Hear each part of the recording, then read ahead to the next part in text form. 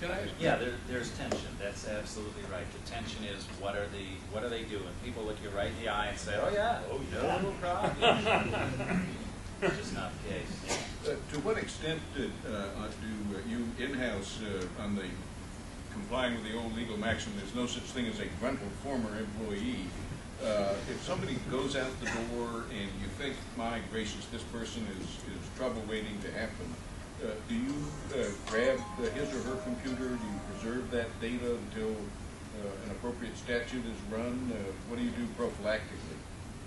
That's really hard, and I mean, I'm sure you faced it too. But at eBay, we had this huge thing about we have 15,000 employees, and the turnover is so high that the IT department was like, I literally cannot keep hard drives for even 90 days. It's impossible for us to do it. So what can we do? And so we had to literally put in an implementation to say, if you're under legal hold, it goes down this path. If you're not under legal hold, you have to hold here. If we think there's an issue, we're going to sort of have a third path. But frankly, it was incredibly difficult and complicated, and I could only do it in the U.S.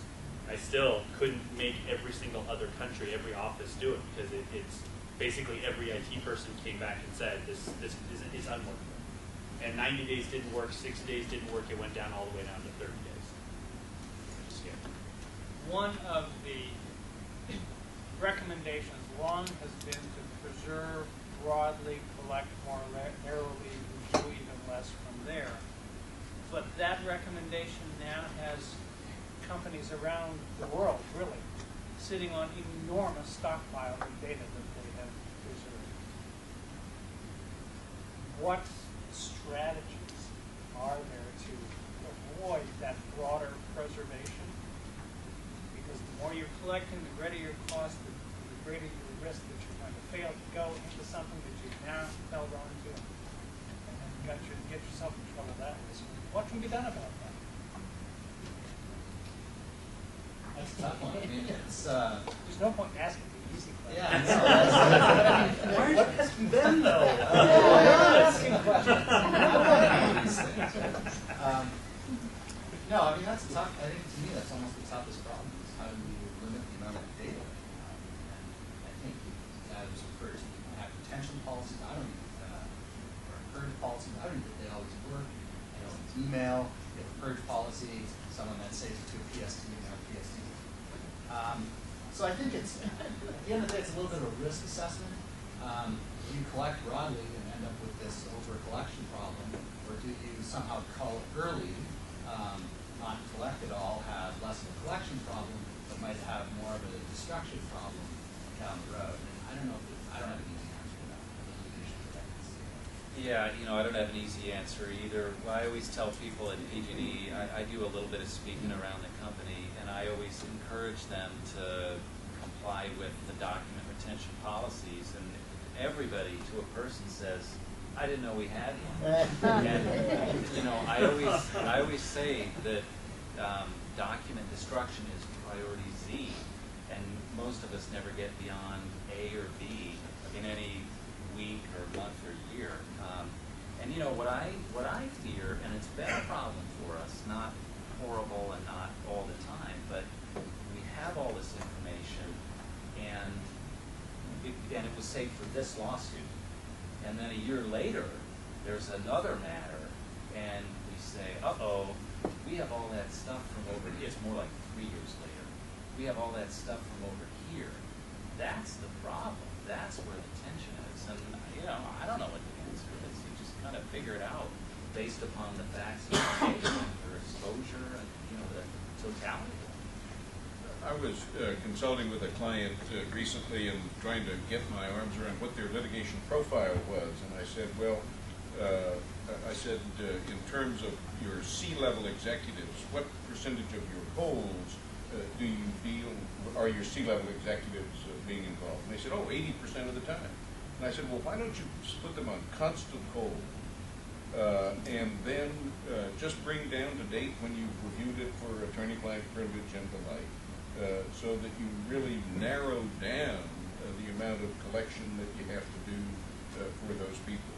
And I don't know whether they implemented the suggestion, But it seems to me that if you tell folks that we are constantly harvesting your email, that there's some small hope that the number of stupid emails that they write would go down. A fool's errand? I've actually seen that in a couple of companies that we've been dealing with, and what they call them the likely suspects. And they say there's a group of likely suspects, and so if it's a tech company, it's probably going to be your scientists. And what they're essentially doing is putting them in a way under a constant hold, and they're essentially saying to those 200 people or whatever it is, this is how your data is going to be managed. It's going to be different from everybody else's, and that it's a slight change, but I think that they're hoping the same thing you are, Browning, that ultimately they're not going to have as many silly emails. No one's going to be saying, yeah, we're breaking the law, but it's no problem, anything like that. Who knows? If I could say, what is this all about, really? I mean, this is about evidence and trials.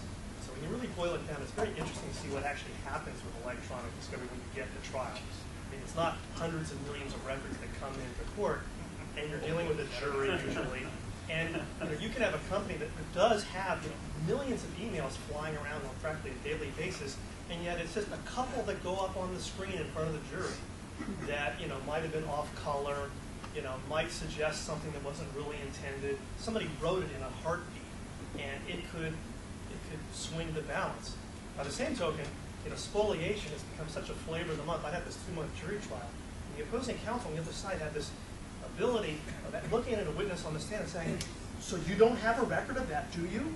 You didn't save this, did you? And what he was asking about were records that were never even created, that there was never any motion to compel, they didn't even exist, but he was planting the seed in the jury's head that there had been destruction, or not saving, or purging inappropriately. Then we'd have to go back and direct and resurrect the witness and say, well, you never created such a thing, there never was. And the jury at this point is asleep, possibly, because already in their head, you're a destroyer of evidence. So did those seeds fall on fertile ground? We won the case, but it was hard because we were dispelling some errant emails, and we were dealing with this insinuation constantly that we were burying the truth. And the jury was out for a full week, barely got it right.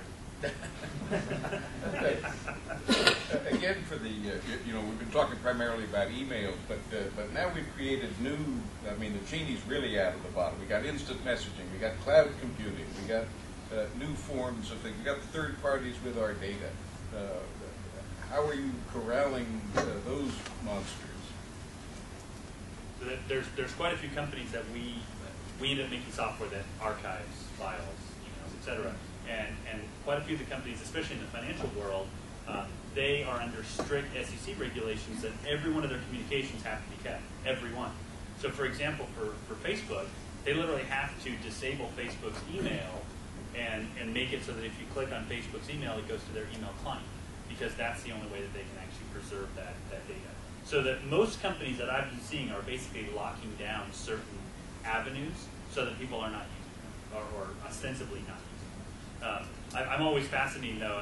There's a couple of surveys out there. FaceTime did one that was kind of interesting, where they literally went and they asked the IT people and said, okay, what are locked down? And they would tell you, Twitter's locked down, and Facebook's locked down, Foursquare's locked down, etc. And then they went and actually asked the users how many people use this, and it was 100%. 100% of the people said, oh yeah, there's a way to do it. Hey, just do HTTPS and do it this way, or there's always a way around it. And that kind of stuff always blows my mind. And so I think it's a gigantic problem that is not, I don't think even the tip of the iceberg has been hit yet. I think that, Foursquare is where you can check in where you are, like Facebook can do that now. And that to me is an easy, fertile place for especially criminals to be able to say, well, if my phone checked in here, I couldn't have been robbing the bank. I checked in over here. It seems like a perfectly logical alibi that's going to happen. So it's just going to keep going and going and going and going. I was just going to say, we haven't faced that issue yet, but it's clearly one that's on the horizon. So, getting back to your question about technology, and hopefully maybe that's an area of technology. Yes, exactly. Better.